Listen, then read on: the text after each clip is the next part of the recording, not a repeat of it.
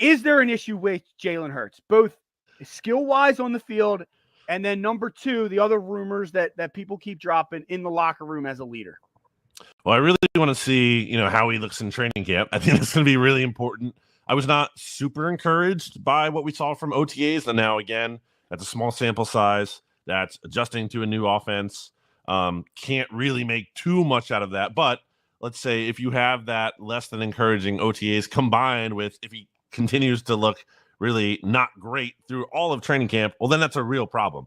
If he has the spring that he did and he comes into training camp here and he crushes it, then who really cares about how he looked in OTAs? So really, it's all in front of him here. But I think I generally, kind of zooming out a bit, find myself in the middle of the discourse about Jalen Hurts. I think some people are too hard on him for last year, and he doesn't get enough credit in some ways.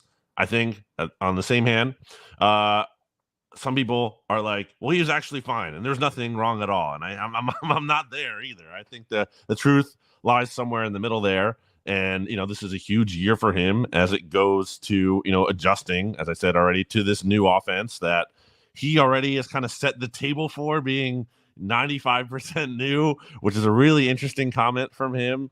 I don't think there's problems in the locker room. In fact, the aforementioned Joe Santoliquito actually had a good article on Bleeding Green Nation about this recently, where there's a lot of positive feedback really coming from inside the locker room, inside the building, about Jalen Hurts and his leadership and whatnot, and how he seems to be a better leader, or there's signs of him being a better leader and signs of growth from last year. So encouraging signs in that regard, but that all doesn't really matter if he's not delivering the results on the field. So that's really what we have to measure here.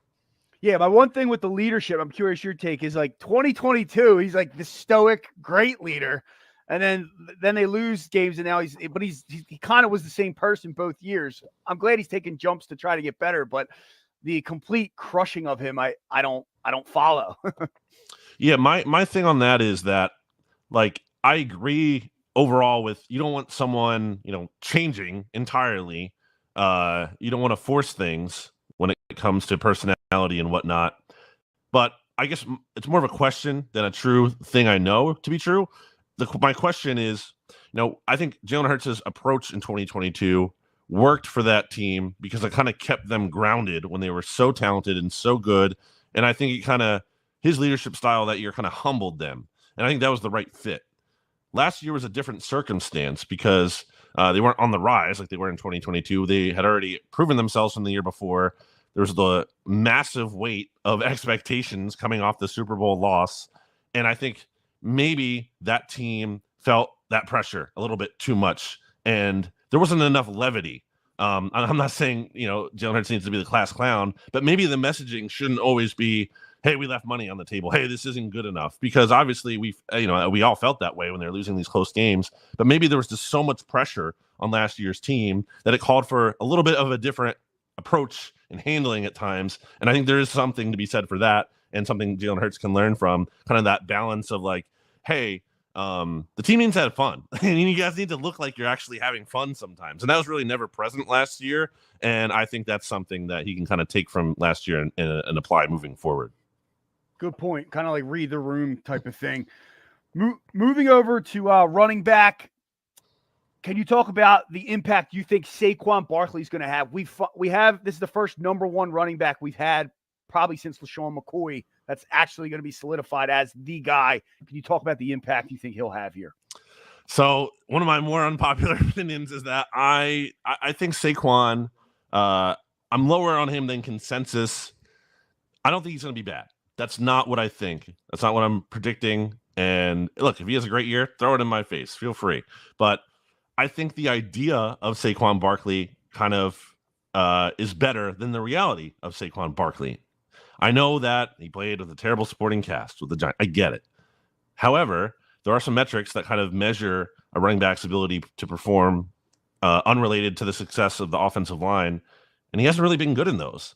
And I just don't think he really has been. I think people think of Saquon now as the same player that he kind of was at Penn State, that he was in the first 2 years of his career, this dynamic, game-changing player. If you're telling me you're adding that player to this offense, I'm thrilled about that.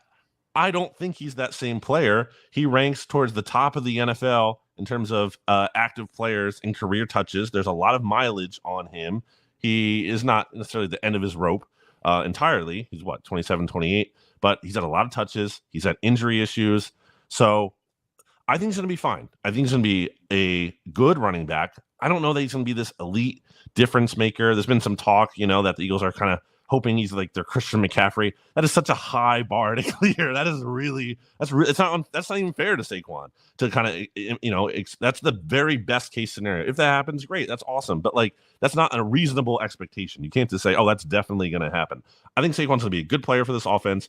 I think he's going to be helpful, but I'm not believing that he's just, revolutionizing everything. He's going to be this massive weapon, too, in the passing attack. I think they will try to get him involved there. But I think part of that is I don't know how much Jalen Hurts loves throwing to running backs necessarily. And also, I don't know how many running backs or I don't know how many targets the running back is getting in this offense when they already have these dominant wide receivers who are going to command a lot of targets. So I think Saquon is going to be more fine than amazing.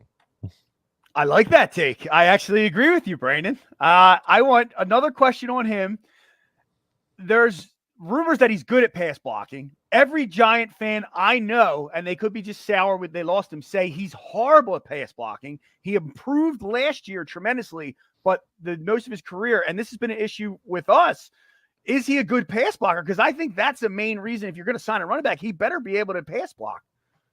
Yeah, I feel like no running backs are good at pass blocking, or at least very few and far between. I don't really know. And the ones who might be good are maybe not even good running backs all, talent-wise. Like Kenny Gainwell is probably one of the better Eagles pass blocking running backs, but I don't think he's not someone who you want to have on the field or want to be getting a lot of touches. I mean, the Eagles coaching staff seems to want to get him more involved than I think they should really be doing. But yeah, I mean, that will be certainly something to keep an eye on in training camp and then season as we go here. I mean, that is again why when you pay Saquon what they did, which is like kind of top 3, top 5 running back money. I mean, yeah, that has to be baked in.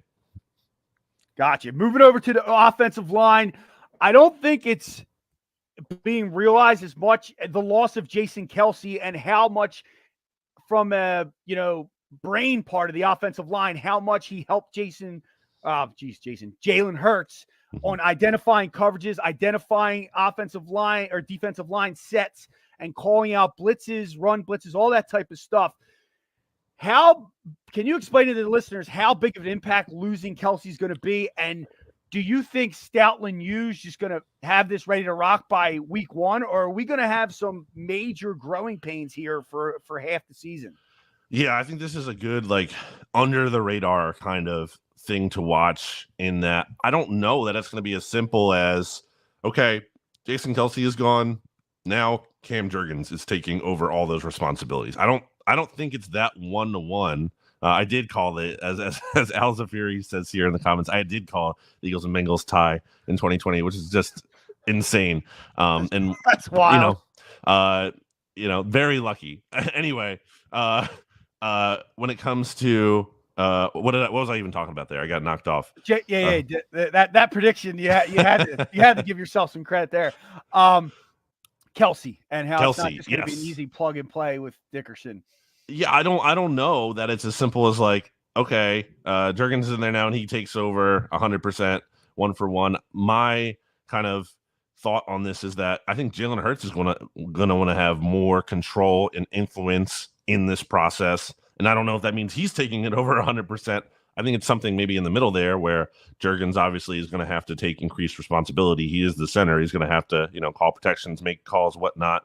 But I think Hurts, again, is going to be more, he's going to want to be part of that process more than he has been in the past, and probably feels like he's entitled to that more so than he was before, because, obviously you're going to be deferential to Jason Kelce when he's in there and he has this huge legacy, at least relative, to when Jalen Hurts came in. But now, Hurts has been on the team longer than Cam Jurgens has, and certainly has been playing a lot longer than he has. So I think, he's going to feel like he wants control of the offense.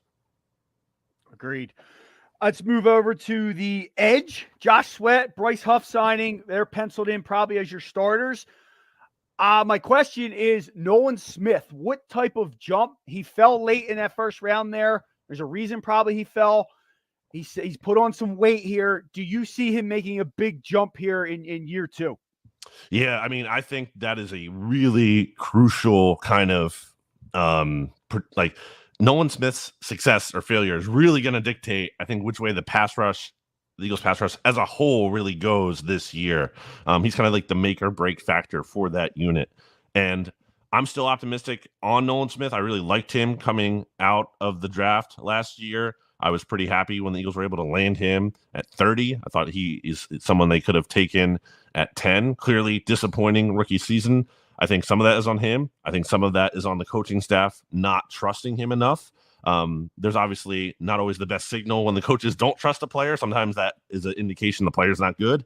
However, this coaching staff has, I think, been too reluctant at times to give young players chances. And we saw last year when Keely Ringo finally got a chance to play on defense, he showed some things. He looks kind of good for a little bit there late in the season. So, I think Nolan Smith kind of needs that opportunity. And it's really going to be like a sink or swim audition for him this year, at least more so than it was last year. And I think we saw enough in brief flashes last year that you say, okay, there's something here. Is there consistency? Can we find a role for him? I think I would like to see the Eagles not overthink it and I would like to see Vic Fangio not get too creative with him, because I think that's kind of what wrong with Nolan Smith last year. They kind of overthought it a little bit. I would like to see them keep it a little bit more simple in terms of like get after the passer and not trying to reinvent the wheel with his role there. So I lean towards more optimistic than pessimistic with Nolan Smith, but certainly, after not playing a lot last year, he has a lot to prove. Rick Toby checking in with my next question as well. Jordan Davis' advancement, I feel, is of utmost importance to the D-line. Him and Jalen Carter, your thoughts on the interior of that D-line. Can they sustain a full season, which was the problem, a drop-off midway through? Can Jalen Carter get to that, I guess, Jerome Brown-esque level he was at? And then, again, Jordan Davis, is he going to be fine, or is he a problem? Yeah, I feel really good about Jalen Carter. I'm pretty not worried about him. He seems to be focusing on conditioning as Jordan Davis is, to the point where Jalen Carter said during OTAs, like, not that he hasn't been focusing on technique and anything at all, but like he said, to the point where like my number one focus has been just conditioning, and he's going to have to play a lot of snaps this year, especially if Fletcher Cox gone. So yeah, Carter was on a special kind of pace, like halfway through the first half of last season. We're talking about like he was like on an Aaron Donald kind of level as a rookie. And just from the eye test too, like I'll throw the stats and projection aside for a second. I mean, just think about some of those big plays he made in the first half of that season, like game-changing, game-winning kind of plays. Like I think that's the real deal. I think that is going to, I think he's going to take another step further in year two. I'm very optimistic about Jalen Carter. I almost think he might be like underrated just from the fact of, I don't think anyone thinks he's bad, but I think like, it's not just that he's good. I think he could be like really, really, really good. I think he could be like an all-pro kind of good this year, at least like approaching that. So really feeling really good about him. Jordan Davis, I like Jordan Davis. I thought he showed us what he needed to be early on last year. So like that player is there somewhere, right? It's not that he just can't do it at all. I don't think that's the equation here. It's just, it's the conditioning. Can he maintain that level? And really, until we see it, it's kind of hard to just give him the benefit of the doubt. But he seems to be saying the right things, although I felt like he kind of was last year as well. But this is the bigger test in terms of he's going to have to play more than he did last year. So again, kind of like in the Nolan Smith bucket a little bit, where it's just he's going to get the reps or the snaps. It's kind of going to be, does he sink or does he swim? How do you think the interior linebacker shakes out? I know they signed Devin White, but he had a bad ending there in Tampa Bay, so he could very easily, when we haven't identified the position pretty well either. I know it's Vic Fangio has his footprint on it now. How do you see that shaking out? Like low-key, you're hearing they like Zach Bowen a lot. How do you see that shaking out? Yeah, I mean, that's a really good point about Devin White. I mean, he was benched. He didn't even play a lot in that Lions playoff game where the Bucs lost. And Todd Bowles, he knows what he's doing. You know what I mean? Yeah. So I think part of it was injury. He seems to be healthier, at least, by all indications, what he said and whatnot. He was dealing with an injury last year. I remember when he picked off Jalen Hurts that one game, the first Eagles-Bucs game, kind of just like ran out of bounds when he maybe had a chance at a pick six. So he seems to be healthier. I like what I saw at him in OTAs. It's a small sample, but he did have some, he did look like natural in coverage. He looked explosive. He looked athletic. So there's some positive signs early on with him. I'm intrigued by Devin White. The other spot, who knows? Zach Bond has really the book on him, and even him himself, when he spoke after the Eagles signed him in the spring, he talked about how he was excited to play like more edge rusher and get after the quarterback. And in OTAs, I mean, he's exclusively playing an off-ball linebacker. You have Vic Fangio when he had his first press conference with Philly reporters. Like Zach Bond was the first guy you mentioned when he was asked. I forgot about that. You're like, right. That was pretty wild and unexpected. So, I think Zach Bond, it's not like I'm going to sit here and tell you he's definitely going to be the week one starter no matter what. But, I mean, he's getting that first chance, it seems like. So, it's his job to lose, I think, for now. Nakobe Dean was mostly working with the second team and hasn't been able to stay healthy. And I just don't think has really showed much, at least in the 2 years of training camp where I've seen him. I can't recall like a single play that he had in practice where I was like, wow, like that really caught my eye. That's why the Eagles drafted Nakobe Dean. That's why everyone's excited about him. So if he goes through a third camp like that, it's going to be really hard for me to believe that he's just going to finally, the light's going to go on for him and everything's going to click. So right now I feel the best about, at least in terms of how they're going to handle it, Zach Bond and Devin White. I'm glad you brought up Dean. They draft Jeremiah Trotter. Do you think there's a chance? I like Ben Van Sumeren too. He's a good special teamer, and he seems like kind of a violent linebacker. Not that he's going to be a starter and dominate anything like that. Reminds me of the guy that went to Denver. I forget. Anyhow, do you think there's a chance Nakobe Dean gets cut from this team? I would say non-zero chance, but I would say because they're so thin at linebacker, feels like he's just going to make it by default almost. Maybe if he's really struggling, you just try to trade him for something while you still can. Not much at that point, but I think Nakobe makes the team. I think the thing is, there's a lot of people always assume, or I'll put it this way. I think there's sometimes an assumption that everyone's always pulling in the same direction within a team. I think that's not the case, and there can be differences of opinion. I think the front office still has hopes for Nakobe Dean. Howie Roseman, who drafted him, they want him to succeed. Coaching staff, as I said, Vic Fangio does not have that same attachment. Vic Fangio was not here when Nakobe Dean was drafted. So there's going to be a difference in opinion there. And I think so far it's clear that Nakobe Dean is like not Vic Fangio's guy necessarily. It doesn't mean he can't be. It doesn't mean he can't elevate to that place. But right now, Zach Bond seems to be that guy. So when it comes to, you asked me about cutting him, I think the front office, is still on Nakobe Dean's side and wouldn't want to do that. But if the coaching staff is clear that they're not going to play him, well, then that's how it would happen. Thank you for your time, Brandon. I have 2 more questions, so I'm running slightly late on what I told you. Real quick, I can't let you leave without the cornerback position. James Bradbury is still on this roster. Everyone just assumes he's gone. He's still on the roster. I know they were talking about working him out at safety. Is he back? Do you think he's back? I have a hard time believing it, especially like at safety. Like, he's not going to start, right? So he's going to be a backup. Like, really? I don't know about that. I think the Eagles are kind of just hoping that they find a way to trade him. Again, probably not for much, but if you could get anything, could be worth their while. I think you save like an extra $1 million or so on cap by trading him as opposed to cutting him. So if you can do that, and if you can get some kind of draft capital in return, I think you take that. They're just so deep at corner. They're obviously thin at safety, so they have to figure that out. But there's still some quality free agent safeties on the market as well. If they want to go in that direction, certainly I think it would be better than James Bradbury back there, who's transitioning to a new position. I don't think James Bradbury is as bad as he was last year. I still think, he can be a viable NFL player, but I think his fit clearly is not here anymore. I think it's for some other team out there. So I think at some point, if I'm another team, I would, and if the cost is 7th or whatever, I would take the chance on him. There's a huge influx, obviously, at corner. You spent 2 high picks. You still have Keely Ringo on the roster. Do you foresee Cooper DeJean or Kenyon Mitchell starting or playing a starting role, or do you think it's probably Isaiah Rodgers' spot right there at the opposite corner? It is a fascinating training camp battle because the competition's high. And I lean towards Isaiah Rodgers. I was really impressed by what I saw from him in spring practices. He got his hands on the ball a lot. He probably had the biggest play of OTAs when he had a pick 6 on Jalen Hurts, where he just read the quarterback perfectly and jumped a route. and made that play.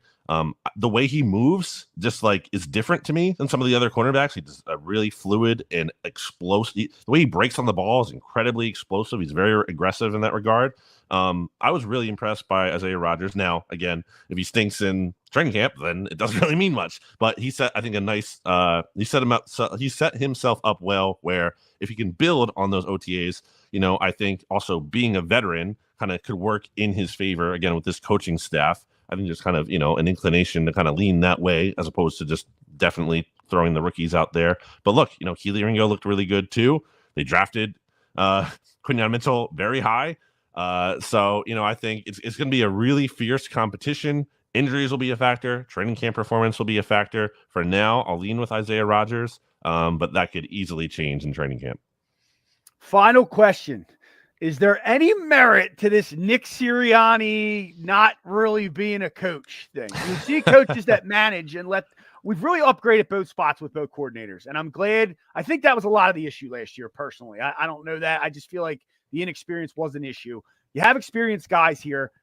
Is he lame duck here? Or is he going to be a good coach involved in both and manage kind of like a John Harbaugh type coach or Pete Carroll? Yeah, my thing with Nick Sirianni is that the question shouldn't be what does he do? It should be what does he do well?